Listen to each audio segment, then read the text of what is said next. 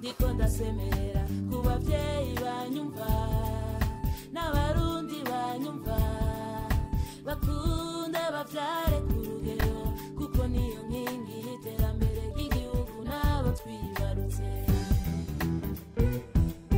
ndiko ndasemerera ku bavyeyi banyumva n'abarundi banyumva bakunde bavyare ku rugero kuko niyo nkingi y'iterambere ry'igihugu n'abo twibarutse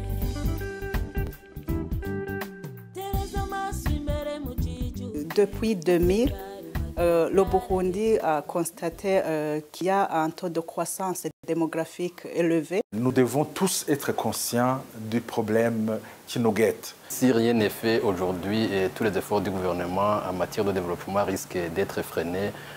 Parce que nous avons une densité de la population qui est estimée à plus de 310 habitants par kilomètre carré. On a des enfants qu'on ne sera pas capable de nourrir, de faire leur scolarisation. Et cela étant, le taux de mortalité maternelle aussi était très élevé. Une des grandes priorités de ce pays, c'est la planification familiale et la santé des adolescents.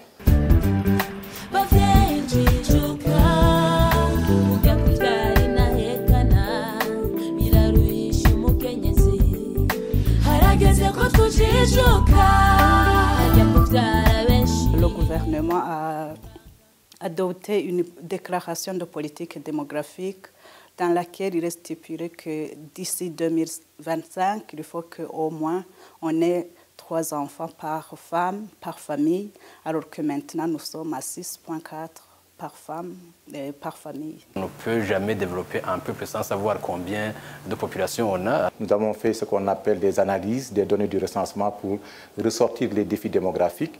Un plaidoyer a été fait auprès de plusieurs autorités du pays. Aujourd'hui, nous sommes en train de tout planifier par rapport aux résultats du recensement national qui a été organisé avec l'appui du FINUAP. Et je pense que les résultats qui ont été atteints peuvent même servir d'exemple pour d'autres pays qui probablement n'organisent pas régulièrement ce genre de travail. Notre Église est pour la planification familiale, surtout que ce n'est pas contre la Bible. L'islam prodigue la planification familiale pour l'intérêt de la famille. On a ce qu'on appelle la déclaration de Gitega, signée par tous les leaders religieux, catholiques, musulmans, protestants. Et dans cette déclaration, ils disent qu'ils sont d'accord qu'il y a des défis démographiques dans ce pays, qu'ils sont d'accord qu'il faut faire la planification familiale. Dans la synergie, il y a l'Église catholique qui compte 22 paroisses actuellement. Il y a l'islam qui compte 10 chefs qui se présentent dans les conférences. Et les autres sont des protestants. Et je crois que tout le monde est associé pour le moment. Mais surtout, on s'est heurté sur des déclarations qui ont été mises par l'Église catholique de Rome, qui disait que la contraception chez eux n'est pas enseignée. Nous leur disons, nous respectons votre position. Quand je dis nous, je parle du gouvernement et de l'UNFPA, nous respectons votre position, mais permettez-nous au moins à côté des centres de santé gérés par l'Église catholique de mettre des postes de santé secondaires. On s'est résolu en disant que finalement, même si on ne peut pas peut-être le pratiquer dans nos centres de santé, il ne veut pas non plus aller contre ça parce que c'est une bombe à retardement que nous hébergeons. Les enseignements du prophète Mohammed sallallahu alayhi wa sallam, la maman allait l'enfant une période de 2 ans. Là, c'est l'une des méthodes de la planification familiale. Nous incitons la population pour que la planification familiale soit dans leur vie quotidienne parce que la vie est devenue pratiquement impossible avec le rythme de la fécondité qu'on a. On fait la planification familiale pour l'intérêt de la maman, de l'enfant et de l'entourage. Les stratégies en place, premièrement, il y a eu création des postes de planning familial à côté des centres de santé confessionnels. Les confédérations religieuses n'acceptent pas les moyens qu'on propose pour ce planning familial. Et on s'est demandé comment augmenter l'accessibilité à ces méthodes. Et à la fin, on a décidé de créer un poste de soins qui peut alléger les distances, les marges parcourues par les femmes. La moyenne, c'est de 10 demandes par jour. Mais on dirait que la demande est allée augmentant. Les femmes qui viennent en planning familial, on donne des méthodes, des injectables, les implants sous-cutanés et les piliers. Autour de ce site, il y a des centres de santé qui ne donnent pas cette méthode.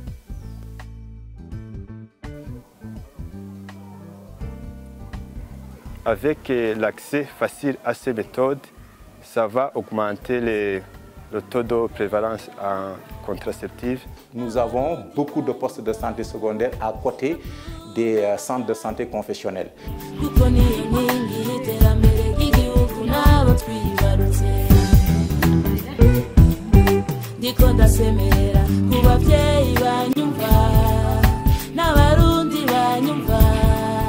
Mais aussi au niveau des stratégies, on a essayé d'encourager les méthodes à longue durée d'action pour éviter ceux qui vont interrompre ou ceux qui vont oublier.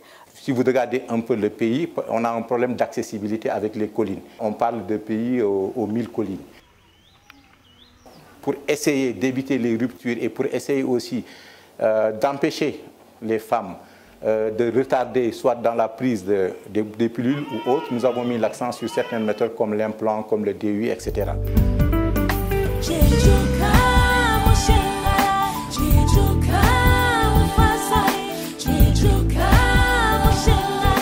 J'ai opté pour le stérilet, oui, depuis 1995. J'ai réfléchi d'abord, moi et mon conjoint, nous avons réfléchi d'abord sur la santé familiale. Parce que de bons parents doivent avoir une bonne santé pour une bonne reproduction dans un foyer. J'ai donné naissance à 5 enfants, mais seuls 3 sont vivants. L'usage du stérilet m'a beaucoup aidé. Un des coordonnateurs nous a expliqué comment l'utiliser et aujourd'hui, nous nous en servons très bien et nous comprenons son importance. D'autre part, le stérilet enlève complètement tous les soucis de la femme et lui permet d'éviter de perdre du temps à aller voir le docteur pour des renouvellements de pilules ou pour des piqûres. Ici, chez nous, les hommes ne montrent pas concernés par la planification familiale. Ce sont uniquement les femmes qui, des fois, ne rencontrent pas nécessairement l'aval de leur mari. Alors, ça constitue des fois des problèmes. Les femmes abandonnent les méthodes, les femmes se cachent pour aller chercher les méthodes. Justement, dans le temps, la plupart des méthodes contraceptives n'étaient pas acceptées par la population. Il faut absolument que les hommes s'impliquent parce que ici, paradoxalement, je crois que c'est partout en Afrique, ce sont eux qui prennent les décisions de la famille, qui disent ce qu'il faut faire. Et puis, nos femmes ont une capacité vraiment moindre de pouvoir imposer leur volonté.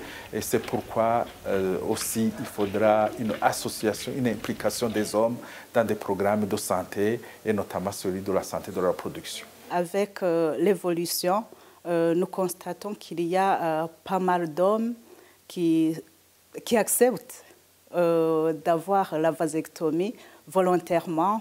Nous remarquons que c'est une méthode qui commence aussi à être acceptée dans notre communauté, surtout que ça implique l'homme, alors que dans notre culture, les méthodes contraceptives étaient considérées seulement pour les femmes. Le couple qui a cherché à faire la vasectomie ne va pas encore réclamer d'enfants après parce qu'on leur explique d'avance que c'est une méthode définitive. Et on leur explique d'abord toutes les méthodes. Il y a des méthodes de longue durée d'action telles que l'implant, le DIU et les autres méthodes de courte durée d'action telles que les injectables et les comprimés.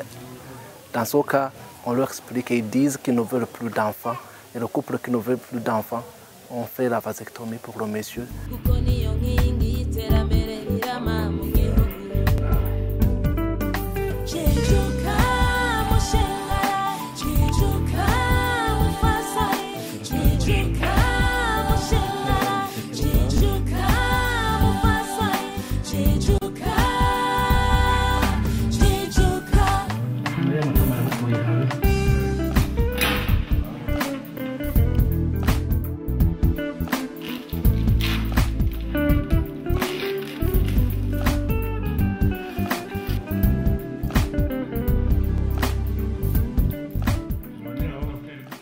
Tout s'est bien passé, je me sens très bien.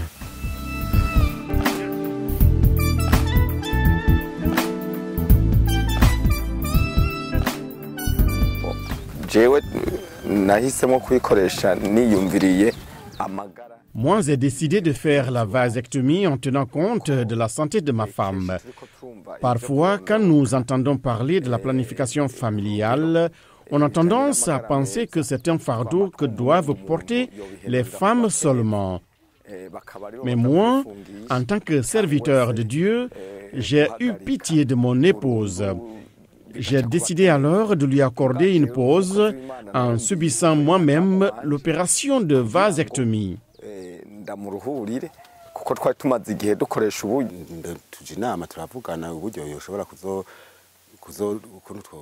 Nous nous sommes concertés sur la façon d'arrêter de faire des enfants pour garder seulement ce que nous avons. Après les explications du docteur, nous avons compris que c'était possible. Il m'a donné 5 jours pour réfléchir sur la procédure. Puis, j'ai décidé de subir l'opération de la vasectomie. Après cette opération, il n'y eut aucune complication. La vie continue bien dans notre couple et nous n'avons aucun problème.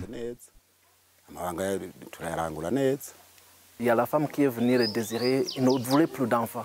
Je lui ai proposé que l'autre méthode existe. Il est parti raconter l'histoire à son mari et son mari a accepté.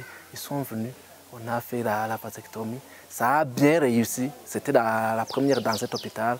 Ça a bien réussi et la femme a recruté d'autres. Vous voyez, au cours de nos réunions sur les collines, on me donne souvent la parole pour que je parle de mon expérience et que j'explique si tout va bien. D'ailleurs, plusieurs hommes de notre communauté me demandent si nous n'avons pas de problème dans notre vie de couple. Et je leur explique que tout va très bien. J'ai eu à informer plusieurs voisins. Je leur ai parlé de mon expérience et d'ailleurs, 5 d'entre eux sont allés subir la vasectomie. Eux non plus affirment n'avoir aucun problème. Et d'ailleurs, la parole de Dieu stipule ce qui suit. Nous devons aimer nos femmes comme nous nous aimons nous-mêmes. À partir de 2006, Son Excellence le Président de la République a décrété la gratuité pour les accouchements, mais aussi pour les pathologies sur grossesse et pour les enfants de moins de 5 ans. Pour la réduction de la mortalité maternelle, là, ça a été le résultat de cette gratuité parce que la barrière financière qui empêchait la plupart des femmes burundaises d'accoucher à l'hôpital, cette barrière n'est plus là. En 2005 ou avant 2005, on avait 20% de femmes burundaises qui accouchaient dans une structure de soins.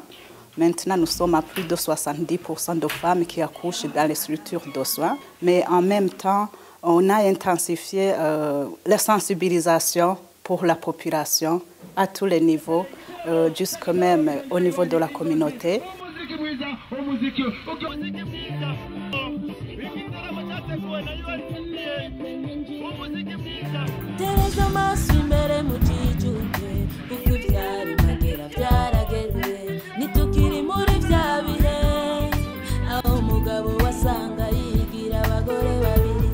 Maintenant, nous voulons aussi impliquer les agents de santé communautaire dans la distribution de certaines méthodes contraceptives. Tous les messages que nous livrons à la population, toutes les réunions que nous organisons à l'endroit de la population, il ne manque jamais un tel message d'appeler la population à réduire cette croissance démographique. On a des agents de santé communautaire qui sensibilisent la population et on collabore et on fait des formations avec ces agents de santé communautaire.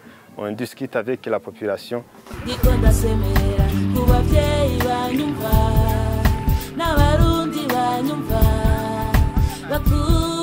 femmes viennent volontairement demander les méthodes contraceptives. Même si la femme ne vient pas pour demander la méthode de planning familial, quand elle vient pour faire soigner son bébé, ici, chaque matin, il y a des animations en petits groupes où on ne dépasse pas 10 personnes. Il y a même un système dans lequel on s'assoit. le prestataire qui est en train d'enseigner. Donc ce n'est pas comme un enseignement, donc c'est un échange.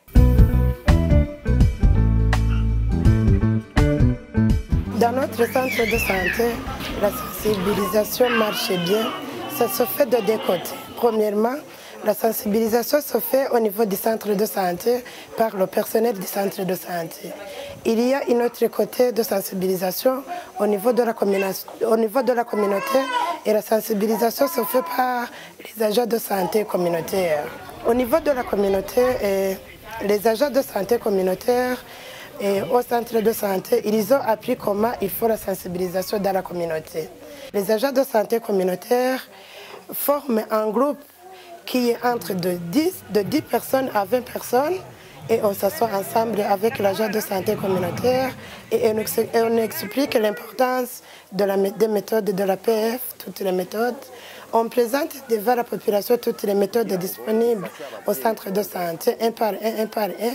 On explique l'importance de l'APF et les avantages de l'APF. Et ensuite, quelquefois, il y a un membre du personnel du centre de santé, soit le titulaire du centre de santé, ou l'un des infirmiers du centre de santé, va appuyer l'agent de santé communautaire au niveau de la population pour faire la sensibilisation au niveau de la communauté.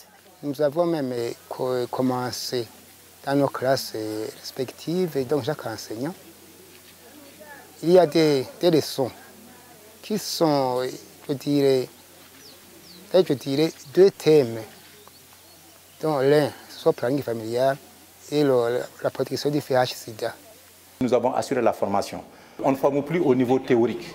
On amène les gens au niveau des sites et on les forme de manière pratique. Nous avons organisé une formation de techniciens de promotion de la santé sur l'offre des activités de santé de reproduction, y compris aussi les injectables au niveau communautaire. On a formé même les infirmiers des centres de santé. Ils savent maintenant comment installer un dispositif intra-utérin, mais aussi les implants. Maintenant, quand vous allez dans le coin le plus éloigné du Burundi, vous allez sentir que les gens sont au courant de cette méthode à longue durée d'action. Nous avons appuyé le gouvernement à identifier pas mal d'agents communautaires qui vont sur le terrain. Nous les avons formés, nous leur avons donné les outils nécessaires pour aller faire le travail. Donc on a une stratégie avancée qui est là, en plus des cliniques mobiles que nous avons pour les zones inaccessibles. Au cours de cette formation, qui était en fait une formation des formateurs, nous avons mis en exergue une stratégie particulière qui est une approche par compétences, qui met l'accent sur l'acquisition gestuelle et non pas seulement sur l'acquisition théorique. Et nous utilisons une technique qu'on appelle la technique humaniste, qui consiste à utiliser au cours de la formation le maximum de modèles anatomiques qui ressemblent plus à la réalité.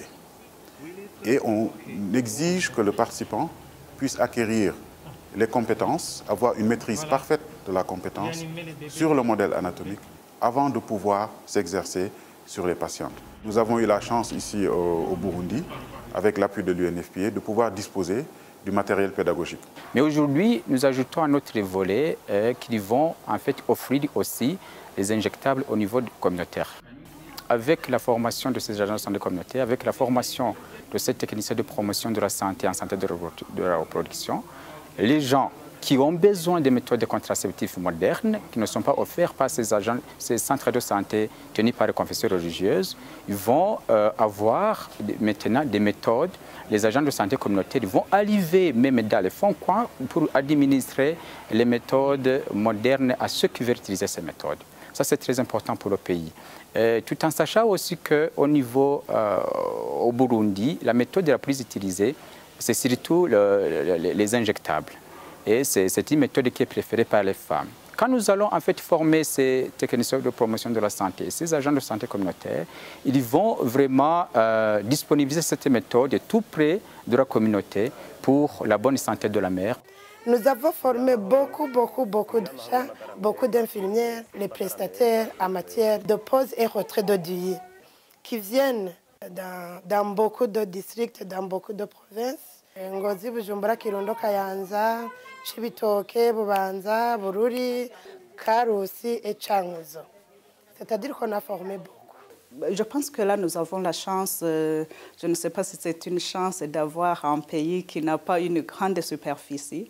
Donc, nous avons un système d'approvisionnement en médicaments de manière générale qui est bien contrôlé à partir du niveau central au niveau périphérique. Si je parle du niveau périphérique, c'est le niveau des centres de santé.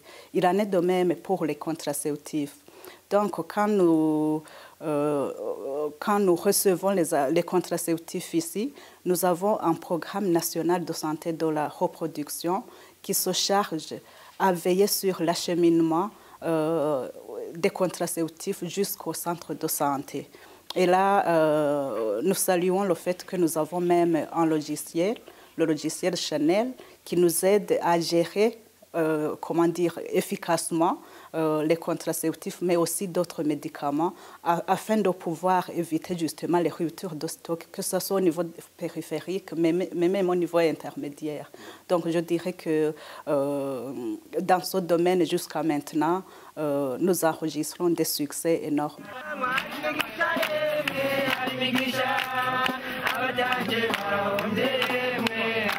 Je profite de cette occasion pour remercier les partenaires au nom du gouvernement du Burundi, parce que depuis plus de 6 ans, on n'a pas enregistré de rupture de stock en contraceptifs, ce qui fait que toute femme ou toute fille, ou même tout homme, qui a besoin d'avoir une certaine méthode est là au moment voulu. Dans le domaine de la santé, de la reproduction, c'est le Fonds des Nations Unies pour la population qui prend le leadership, même pour drainer d'autres partenaires. Donc nous apprécions les relations de coopération qui existent entre le Burundi et le Fonds des Nations Unies pour la population. Avec le soutien du gouvernement et dans le cadre aussi de ce qu'ils appellent le cadre stratégique de lutte contre la pauvreté deuxième génération qui couvre la période 2012-2016, nous avons plus de rupture de stock dans le pays.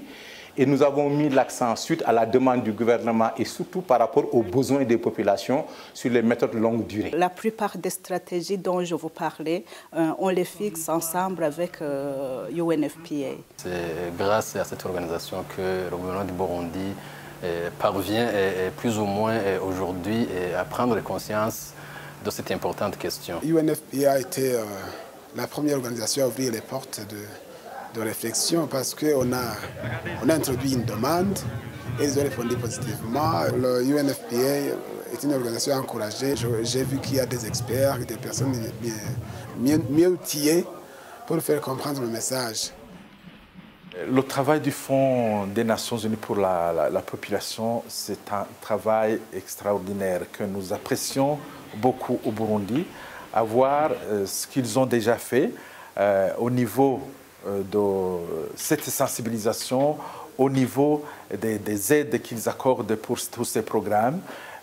Vraiment, nous apprécions beaucoup ce qu'il est en train de faire dans notre pays et nous l'encourageons davantage. Je dois commencer par féliciter très sincèrement le gouvernement.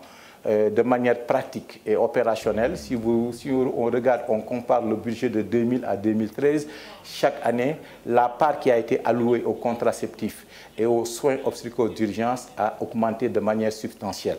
Je pense que ça prouve encore une fois que ce n'est pas un engagement théorique, mais c'est un engagement pratique. En plus de tout ce que le président et la première dame sont en train de faire sur le terrain en termes de plaidoyer et de sensibilisation.